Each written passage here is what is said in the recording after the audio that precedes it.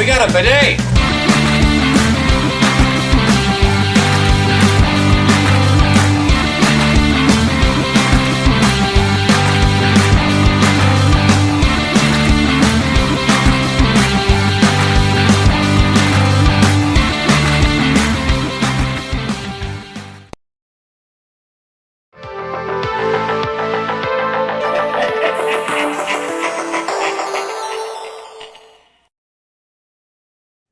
Hey everybody, and welcome back for another video. In this week's Shoot the Sheev, we are going down the rabbit hole of video games. We thought it might be kind of cool to start doing some segments on video games that are, from the past, and some of them will be from nowadays. We've talked about, whether we do video game reviews or not, and honestly, time gets away from us, so we thought maybe we'd bring it to Shoot the Sheev.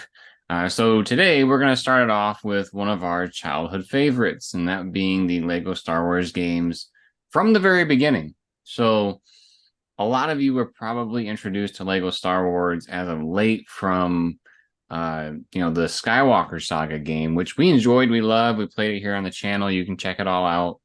But that was not the original. The original came out years ago.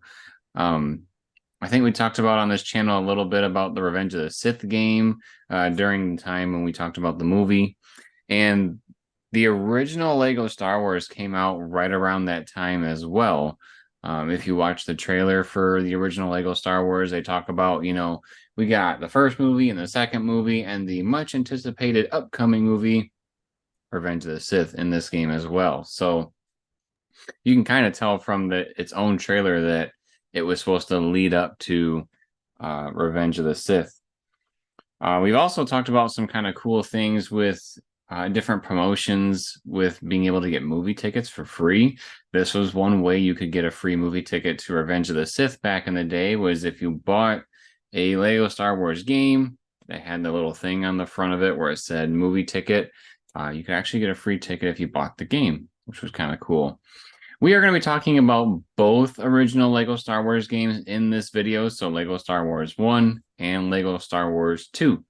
So the first one, if you're not aware of it, covers the first three movies, or the prequel trilogy. And then the second one covers the original trilogy, so 4 through 6.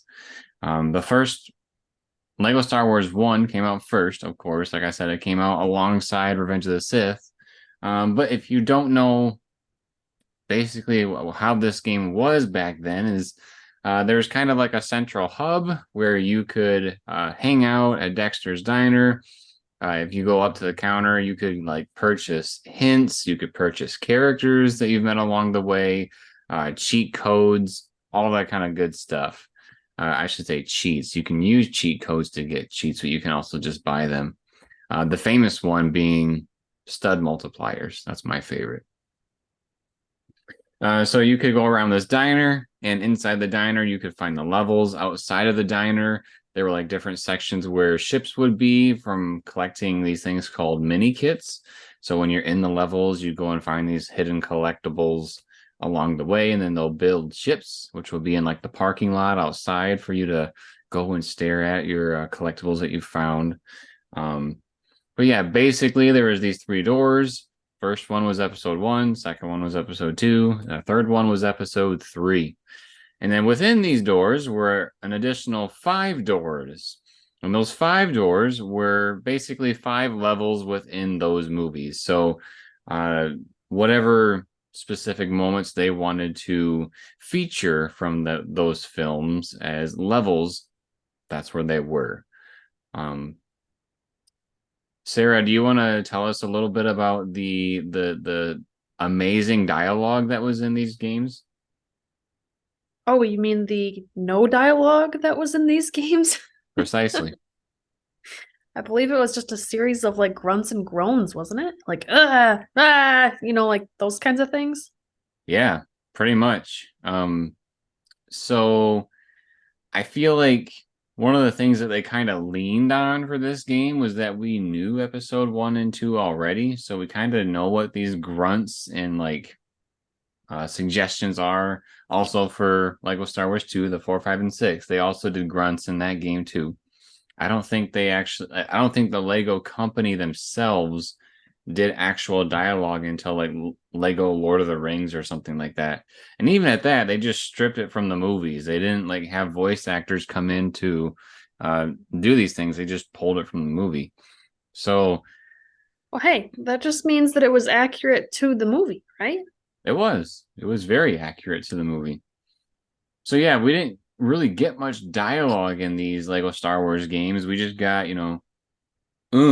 or just grunts and pointing, and really we had to fill in the gaps for progressing the story. Um, we'll talk a little bit more of that in detail in our other sections, just because I have some thoughts about those. Um, but when I was mentioning that, you got the 3 doors for the 3 episodes and you have 5 doors for each of the other episodes, that doesn't mean that you start at the very beginning of the movie, so to speak. I think Attack of the Clones started like on Camino, which is halfway through the movie. So sometimes there is this weird kind of um, I don't know if discrepancy is the word, but it felt weird that, oh, I'm doing the first level of the movie and whoa, I'm like halfway through the movie. What's going on here? It's because they had to pick and choose what they wanted to focus. Do you remember then, does that mean that they were doing things out of order, or they were just skipping the first half of the film for that example? They were just skipping the first half. So the Well, I way mean, they there's a lot to cover with these movies, you know. You've got 2.5 hours of film or something like that ish. And for somebody to play through it, you're not gonna be able to play through every single scene. Yeah, probably what's important to tell everybody is what were the levels that were chosen. So I can tell you from episode 1, they had the Trade Federation ship level. So when Qui-Gon and Obi-Wan go there and then they, have their room filled with gas and they have to escape, they had that level. They had a level where they go down to the planet, so down to Naboo, and they're making their way through the swamps and they meet Jar Jar. The third level was when Padme and all them were trying to get, away from the droids and then get to their ship to fly away from Naboo to go to the Senate. Fourth level was pod racing. Maybe there are 6 levels in each of those, because I remember there was a fifth one where you go back to the planet, and then the sixth one was Darth Maul. So maybe I had that wrong. Maybe there was 6 each, not 5. Would So Darth Maul be a whole level though, or is that just like a boss fight? he was a whole level because you basically fought him a little bit in one area, he runs away, you fight him in another one, he runs away, and basically rinse repeat for all of those. Um, so yeah, that was episode 1. Episode 2, we started with Camino, and then we went to the droid factory. Then I believe there was the Battle of Geonosis. There was on the way to Dooku. So like there's the Battle of Geonosis, and then like in the arena, and then we had the gunship level, which was like a flying mission heading towards the Dooku area, and then we fight Dooku. So that's only 5. All right, we're gonna look up what these levels were. I'm trying to do them off of memory, and it's like, what in the world? You're remembering a lot more of the levels than I am, but one of the memories that I have with this game is the Dexter's Diner. It's one of those things that like it's not super important, but it's stuck in my brain of when I played this game when I was a kid on our PlayStation 2, back in the day. Um, and just that's, being able to go through and pick different levels and whatnot and uh they had kind of like a cantina type music, didn't they? Or am I mixing two games up? Well, the second one had Cantina music. I know we're Mm, covering both games in here, so um, the first one with Dexter's Diner, I don't remember if there really was much. I think it was kind of like elevator music where there was just something in the background. But the second one was at the cantina, so they had that music playing. I gotcha. I was I actually remember. spot on with the levels. The first movie had 6 levels, which we listed. The second movie only had 5 levels. So they didn't have a consistent amount across all three. And then the third one did have 6 levels. They had the battle over Coruscant, which is, flying the ships. The second one was Chancellor in Peril, which is Anakin and Obi-Wan trying to go find the Chancellor and, take out Dooku and all that. Third one was General Grievous, so Obi-Wan. And because this game was always 2-player, you had to have an extra character. So it was Obi-Wan and actually like Commander Cody that were fighting General Grievous. The fourth Say one was, Obi-Wan, but we all know it was General Kenobi. yeah, General Kenobi. The fourth one was Defense of Kashyyyk. So you got to be Yoda and help the Wookiees defend Kashyyyk. The fifth one was Ruin of the Jedi. So that's when Obi-Wan and Yoda go back to the temple and try to, go in the records and tell all the Jedi to stay away. And then the final level was Darth Vader. So the Obi-Wan and Anakin / Darth Vader fight. So those were the 3 movies in the original one with all their levels. I don't know if you remember, but there was a bonus level for the first game too. I do vaguely remember this. It's like an alternate ending, isn't it? I don't know about an alternate ending. It was like our first tease of the next game that's coming out. It was episode 4 level where you got to be Vader and a stormtrooper. It's not what I was thinking of. Oh, gotcha. Yeah, so you got to be Vader and a stormtrooper, and then it was basically a level where you could farm a lot of money. So I think I remember you could get like 100,000 plus money every time you played this level if you went through and did everything. That way you can unlock all the characters, unlock like I said, all the special cheats that were fun, stuff like that. Um, For those who don't know Jeremy, when he's playing video games, I'm somebody who likes to play through the story, and if I can get some collectibles along the way, that's great. And Jeremy, oh, he's got to get all of them. Every collectible, every minifigure, every achievement.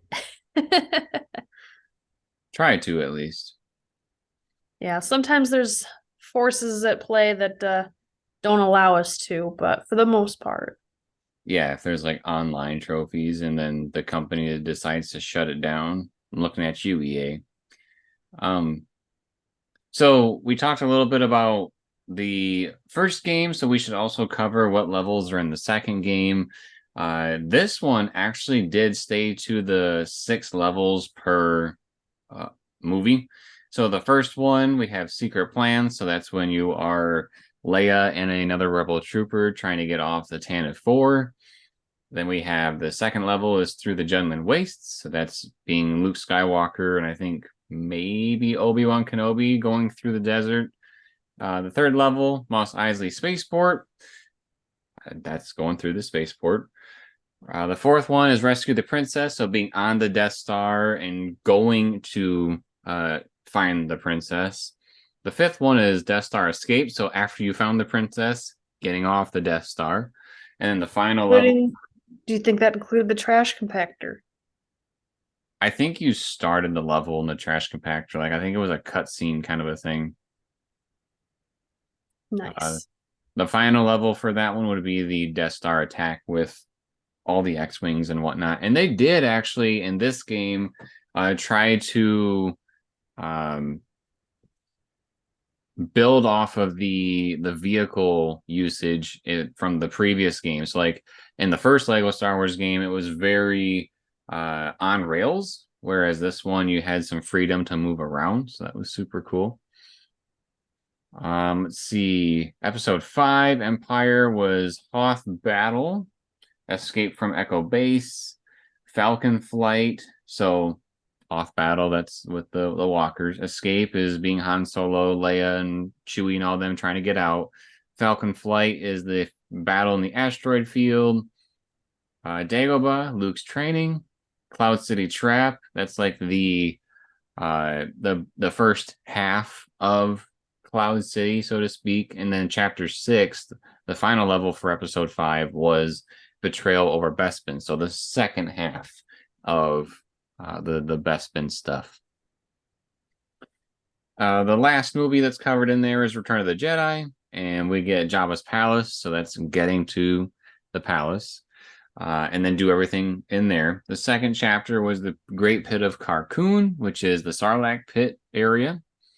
Chapter 3, Speeder Showdown. So doing the speeder bikes through Endor. Chapter 4 is the Battle of Endor. So that's specifically being in the forest with Leia, Han, and Chewie. Chapter 5 is Jedi Destiny. So that's Luke's point of view of the Battle of Endor with Darth Vader and the Emperor. And then the final level would be Into the Death Star. So that's being Lando and all of them as they fly through the Death Star to try to blow it up. This game did have a bonus level as well, whereas it was just Lego City. It wasn't like an additional Star Wars level, so to speak. So those are basically the console versions of the games. Some of the Game Boy Advance stuff was a little bit different. I actually got to play the prequel game, the first Lego Star Wars Game Boy Advance game, and I can tell you some interesting stuff from that one is that they actually cover Anakin going through and slaughtering the Tusken Raiders, which I thought was an interesting choice that the other ones didn't. And also, another one that I remember is that in episode 1, you actually get to do the battle with the Gungans and the droids. So that was another thing that the Game Boy Advance had that the consoles did not. So very interesting that they kind of, some of them covered things that the other didn't. But hey, that's just the way it works, I suppose. When we come back... Sort of a... Oh, go ahead. I'm sorry. I was gonna say it's probably some sort of a marketing ploy so that you can buy the other game to see the extra levels that they got. Could be.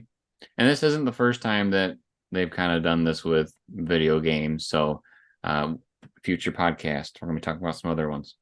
But when we come back, we're going to talk about some tough love for the games. So stick around.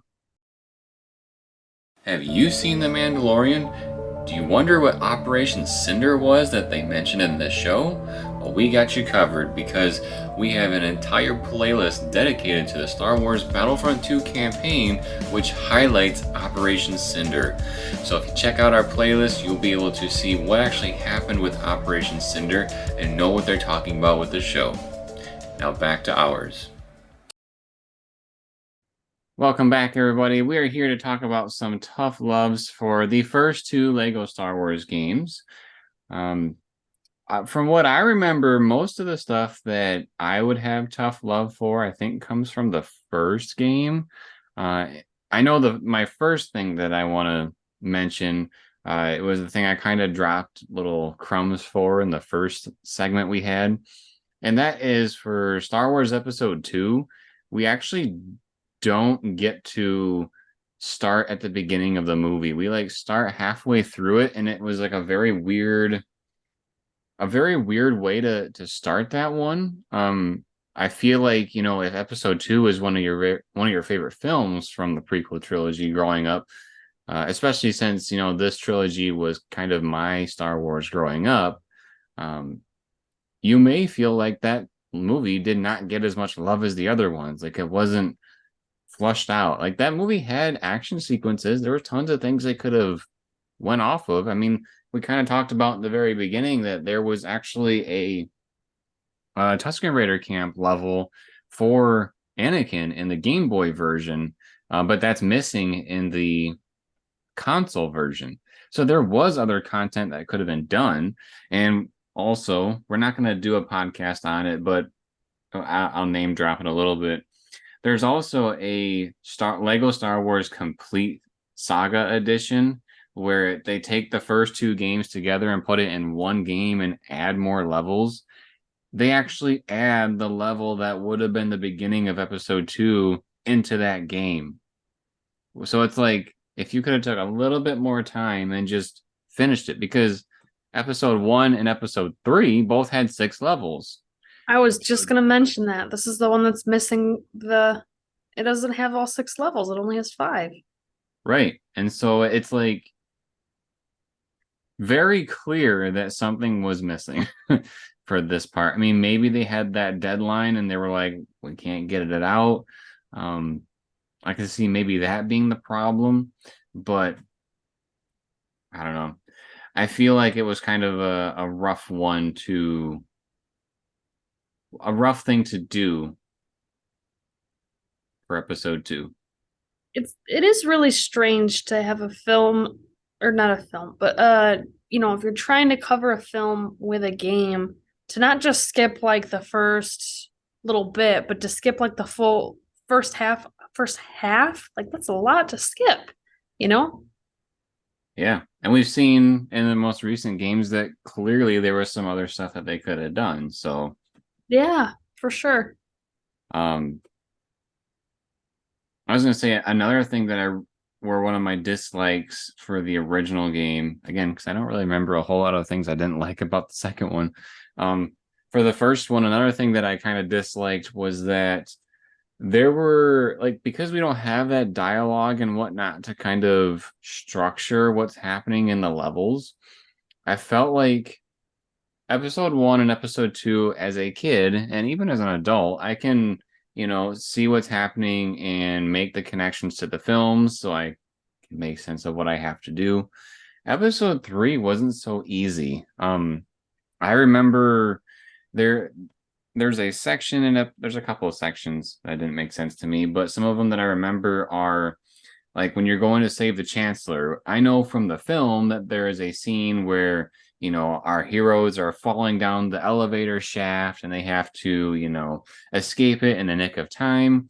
And when I was playing the Lego Star Wars game, I wasn't really internalizing that that's what was happening in that part of the game. Just because I felt like I was just going through the doors and then, there's this thing chasing me, like this big block. I didn't have that context of, we got to use the elevator to go back down a floor or two or whatever it was. So like that hurt it a little bit. The final fight scene with Anakin slash Darth Vader, that one I really didn't understand a whole lot as a kid either, just because there were different things that were visually happening where it was like almost distracting, where I felt like I didn't really know what I was doing or what connection this thing was supposed to be to the movie. Like, I had just come off of playing Revenge of the Sith, the video game, and all that stuff felt like it was clear cut and dry of this is what it is, and I didn't need any extra help. Whereas that level, there's the different areas you would go through, and it just wouldn't make much sense to me. It's just kind of I think I have to go this way, so I'm just gonna do it and get this over with kind of a thing. Kashyyyk was another big one. I'm basically listing all the levels from that film because we had zero context. It was kind of hard to understand what was happening. You're in the forest. You see Order 66 is started. And then you basically just have to run away from the clones. And that's about it. There's not a whole lot of structure. And it hurts it. So I feel like they would have benefited from some voice acting, but I mean, I guess that was kind of their signature thing to do was, That was one of the things that I was actually going to bring up as the voice acting. And it seems like it's one of those things that like it sounds like an old practice, but there's actually a lot of games from like today's world that still use that, or they'll use very little voice acting. Illusion Island, for example, that's a new one that we've just started playing. There's no voice acting in that one. Breath of the Wild and there is. oh, is there There's voice cutscenes, but like if you're in the any gameplay, cutscene? they don't do voice acting. I gotcha. That's the same thing that they did then for Breath of the Wild and Tears of the Kingdom for Zelda, because there's certain little cutscenes where there's full voice acting, but for the most part, it's just all on-screen text reading. But then you've got the Lego Star Wars games where they kind of have neither. Is that accurate? Yeah, they didn't have any, at least the console versions didn't have any text. I don't remember if the Game Boy version did or not, but I can for sure confirm that the console versions did not have any text. it seems like even just some text on the screen would have gone a long way to help with what's going on and what your actual missions are and stuff, or who's your friends and who's your enemies, because if nobody's shooting, how do you know? Mm-hmm. Yeah. So I don't know. Again, I think that's kind of they were leaning on the fact that we had some sort of preconceived notion of what was supposed to be good guy and bad guy. If there's a dude shooting at you, shoot back. That's basically what you got to do.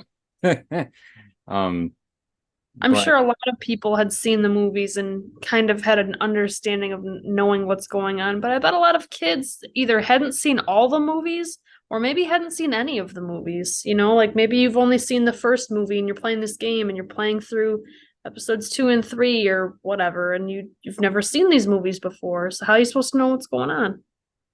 yeah, I think that was probably the worst part about the games was that the storytelling, had to rely so much on other material, but that doesn't mean the game wasn't fun by any means. It's just Of that course. it's a hard way to understand what's going on, which, can lead to frustration, I would say.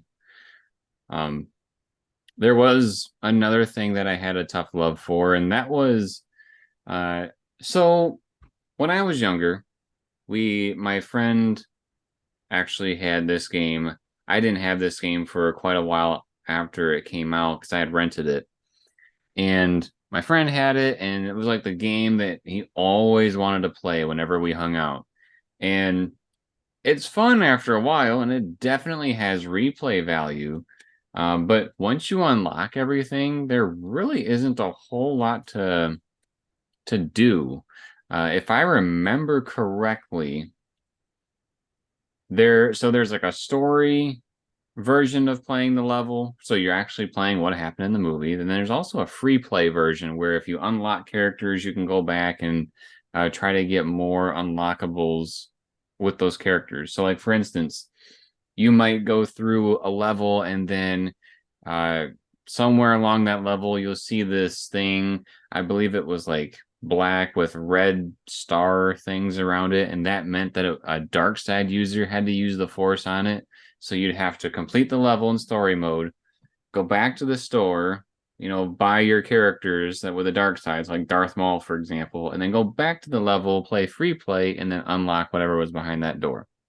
Super common thing to happen with um, Lego games, even nowadays.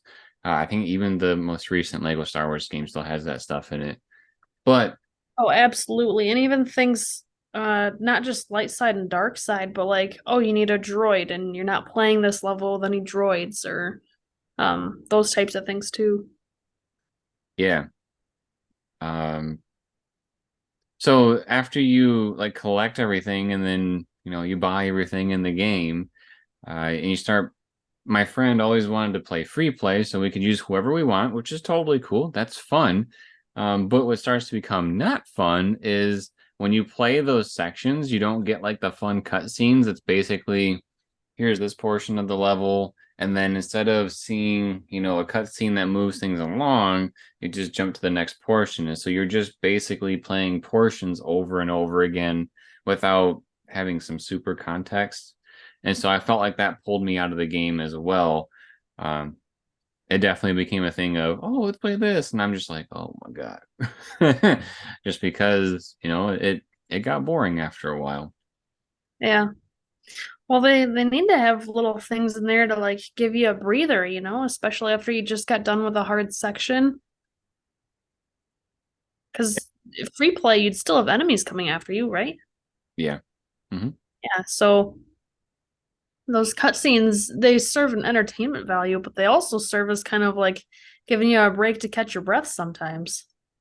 Right. I would say another, I'm like the one that's just dishing all these like things I didn't like about it, but another thing that was kind of something I really didn't like was that one of the things that the games prided themselves on was a vast array of playable characters. there are some characters in the game that are pretty much pointless to use, and so I felt like that was kind of a crappy thing to do, like to advertise, oh, it's very exciting, but like for instance, I think it was battle droids didn't have the ability to jump or something like that, so all they did was walk around and shoot. Or if you're like a gonk droid or something, then all you did was walk around, you didn't do anything. So I thought it was kind of weird slash dumb to put characters in the game that were pretty much pointless, but yet they got credit for having a ton more characters available. Like it wouldn't be just one battle droid; it'd be like original battle droid, commander battle droid, uh, red battle droid, blue battle droid, and it was just like you're really filling up these spots with characters that mean nothing. I'm surprised they wouldn't give them at least the ability to jump. That seems like a pretty basic command. Yeah, I'm pretty sure they weren't able to jump. Um, Like you need but to walk, you need to jump, you need to be able to shoot something, or at least have some sort of a weapon, because I know like Jedi, they have their lightsaber, so they don't shoot, but they can use their lightsaber. Um, I feel like those are pretty minimum basic skills for a game like this.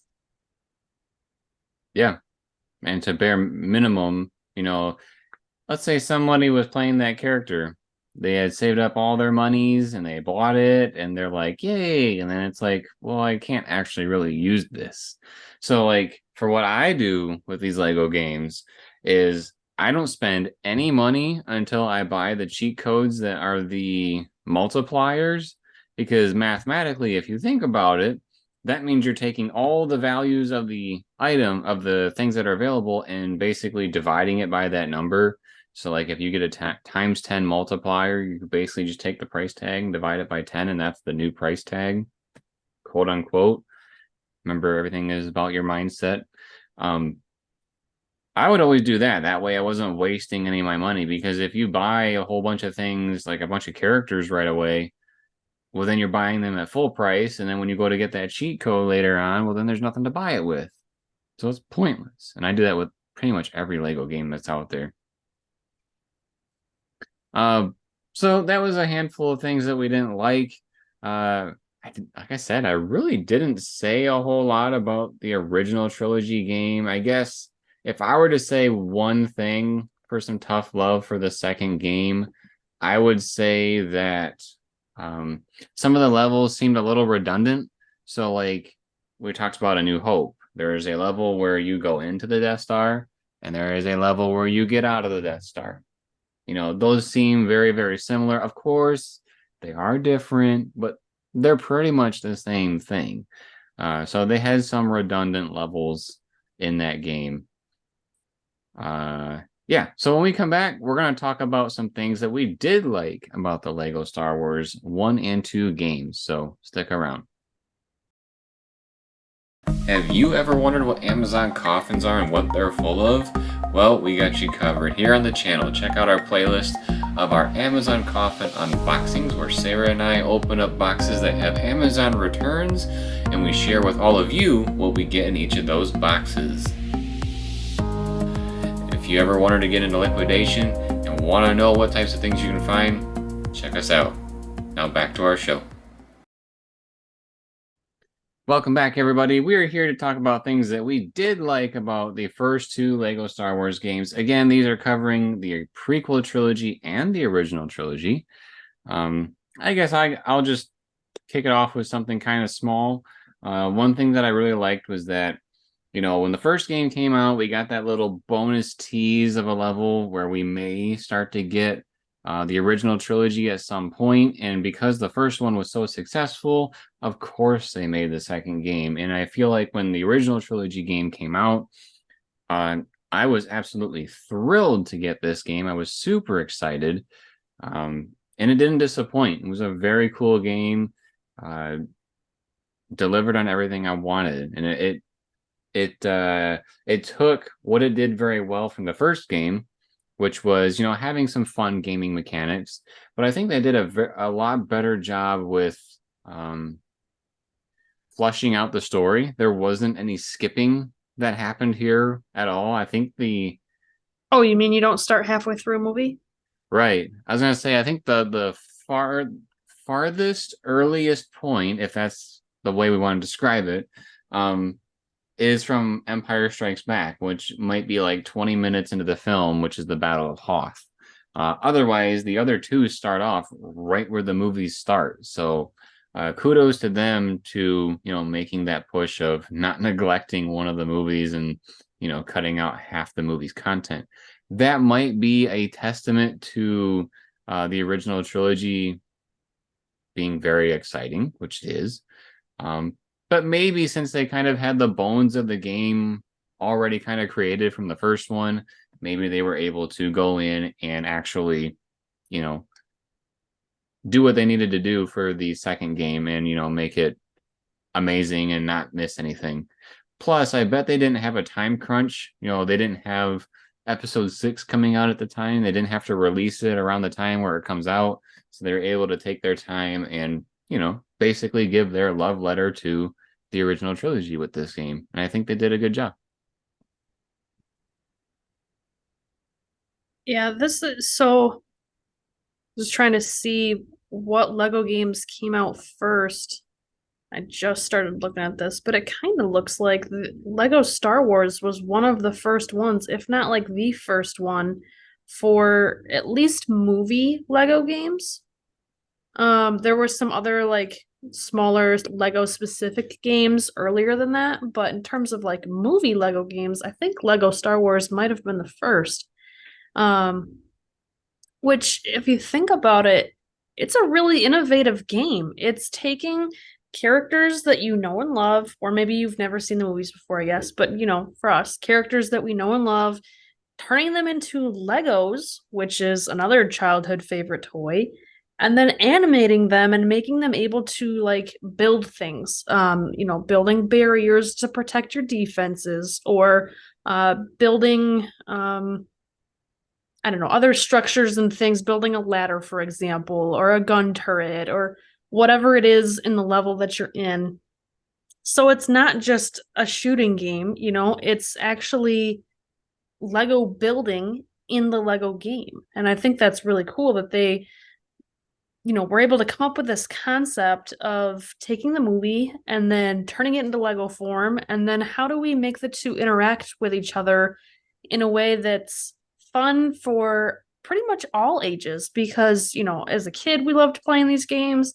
As adults, we love playing these games. And really, kind of anybody can play these games. There's parts of them that have some difficulty to them and maybe you have to try a good handful of times, and then there's some other parts that are super crazy easy where you go through it no problem. But just the way that they made a game that is really kind of for everybody, I think that's pretty cool. Absolutely. I mean, even to this day, we still play these games together as adults. And so they cater to everybody. They don't leave anybody out with these games. And honestly, like I could sit down and Sarah and I just have a fun night, reliving Star Wars moments through Lego Star Wars, or my nephews that are much younger than us, they could come over, they could play, they could understand. I think even, I mean, you can correct me if I'm wrong. Sarah used to babysit our nephews quite a bit, and they started playing some Lego Star Wars games, and that's kind of what did a chain reaction to then watch the movies. So then, their love of Star Wars started to build even more and more. And I feel like that's another big thing that these games can accomplish. Oh, absolutely. By being able to be firsthand in the story where, the kids, they don't understand they're not controlling the story because the story is what the story is, but they're doing actions that make the story progress. And so by having that like personal investment in the story, it creates an interest for wanting to, be able to watch the movies. So it was definitely way cool to see, other kids playing these games and enjoying what I liked to play when I was a kid. Yeah, same. It's definitely something I would always be willing to share with people, especially people that haven't like seen Star Wars before, it's a great way to get involved. Small little uh semi off topic. One of our friends that's actually been on here a lot, Austin, he's talked to us about uh watching Avatar The Last Airbender because that's one of his favorite shows. And I've told him, one of the things that really helps me get into shows is playing their games. And so they have a new game coming out that's going to be covering the show. And, that's kind of how I segue into that stuff as well.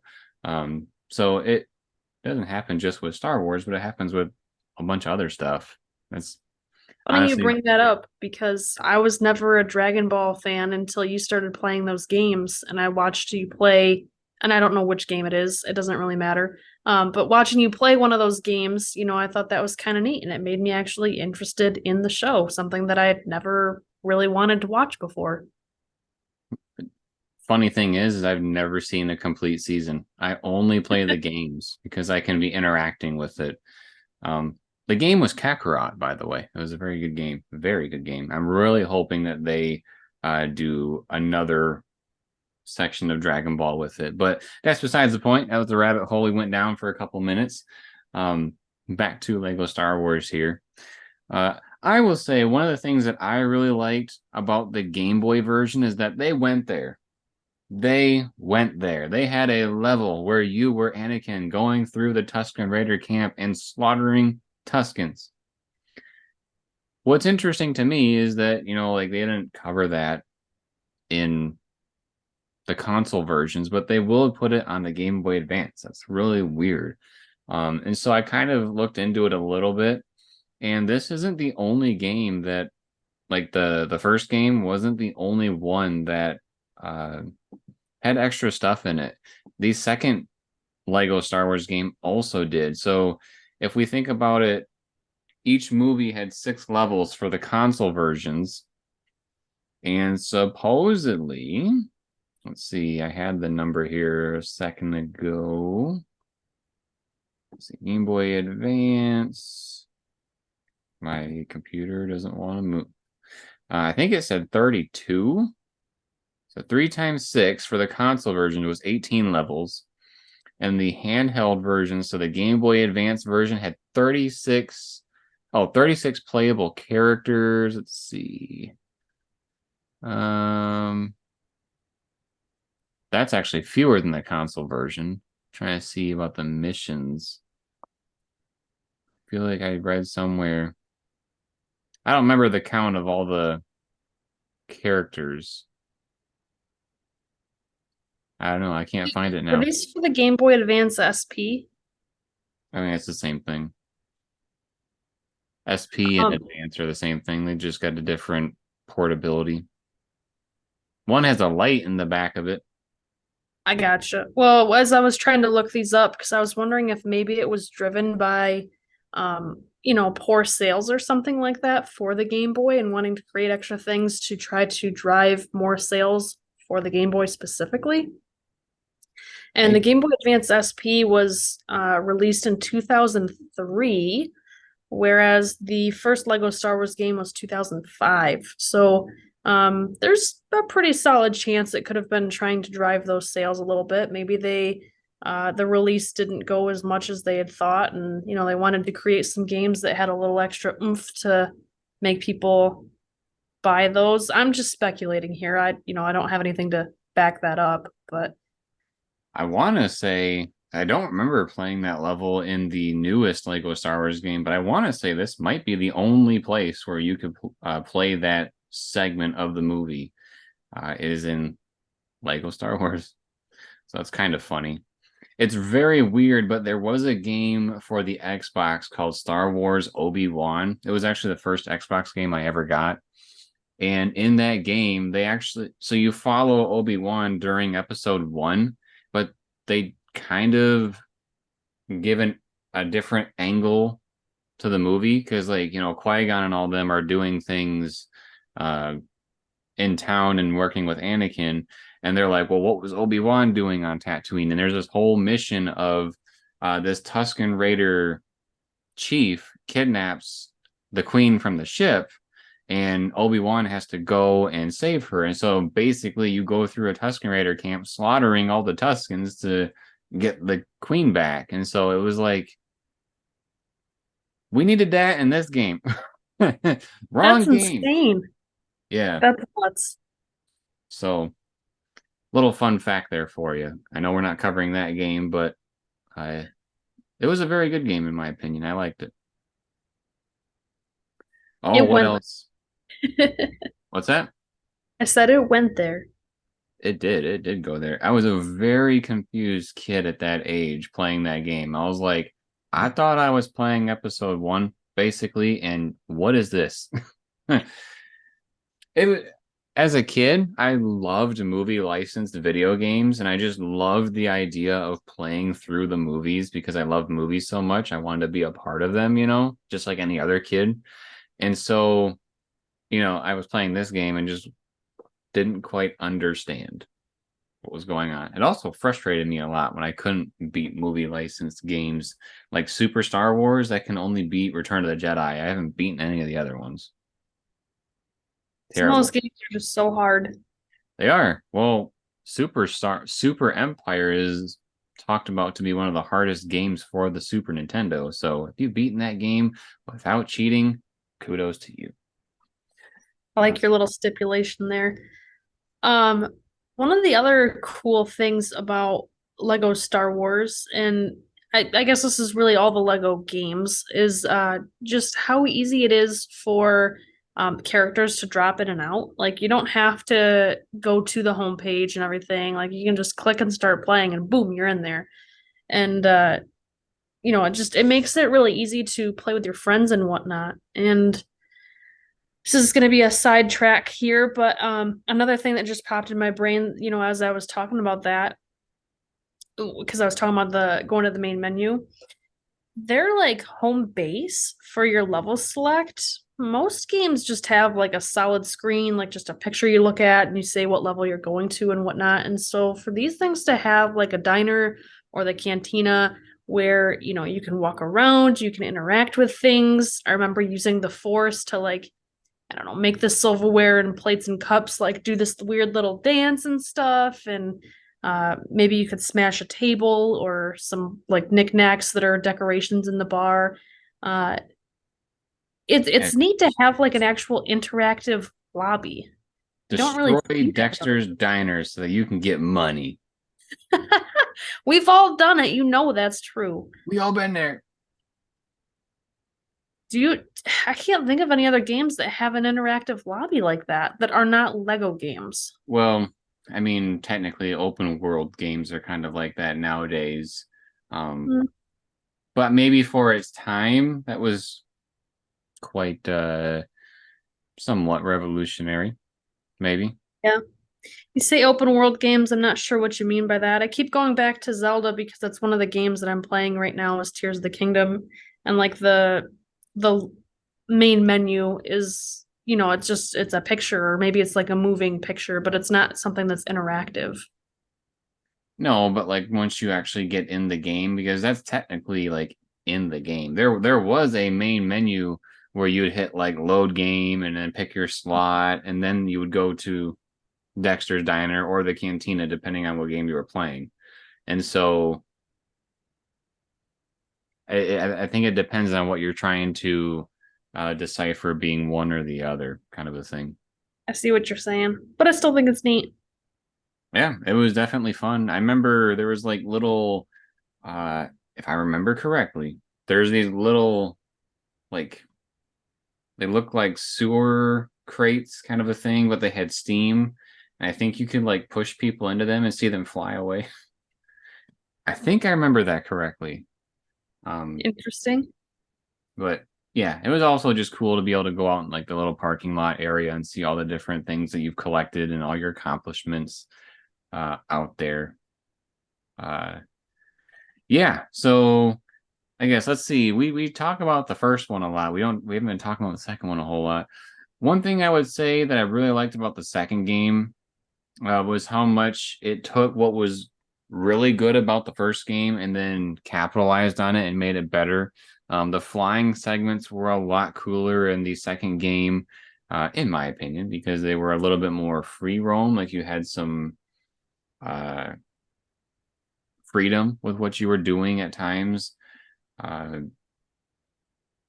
Also, it was just more focused. Like I said, you obviously, if you're a Star Wars fan, you know what happens in the original trilogy. But I feel like they did a better job of, the storytelling and only using the grunts to move it along. Like they did a better job there than they did in the original. And so I think that awards some kudos points. But when we come back, we're going to wrap this up and have our closing thoughts about these two games. So stick around. Have you ever wondered what it's like to grow up during the prequel era? Do you wonder what type of merchandise was around then? How different was it than it is now? Check out our videos on this channel where we talk about the merchandise of the Phantom Menace and the merchandise of Attack of the Clones. They are here on this channel. The Phantom Menace is my first video ever on YouTube, so there's a special place in my heart for that one. So please, if any, check that out. Now back to our show. Welcome back, everybody. We are here to wrap it up with the Lego Star Wars 1 and 2 discussion here on the podcast.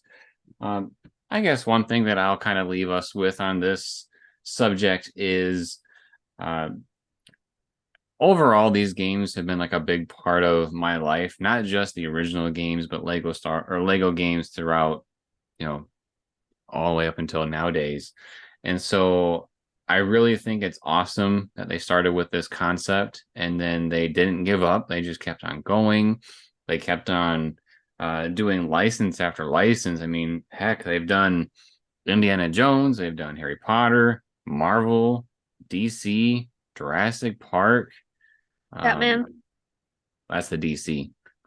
But yeah, so many things that they have done with Lego. And it all kind of, in my opinion, it really started with the Lego Star Wars games. I didn't want to butt in when you were talking about it before, but there actually was somewhat of a Lego Harry Potter game before this.